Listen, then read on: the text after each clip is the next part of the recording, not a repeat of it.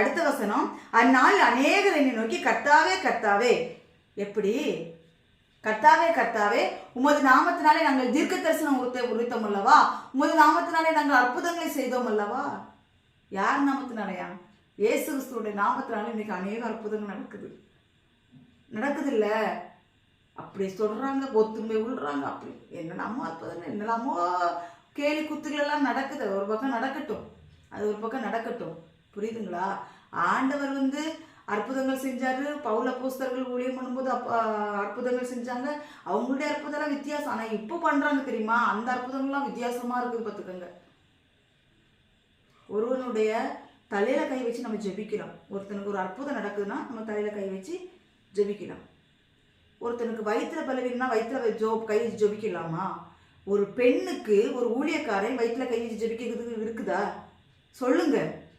இன்னைக்கு அந்த மாதிரிலாம்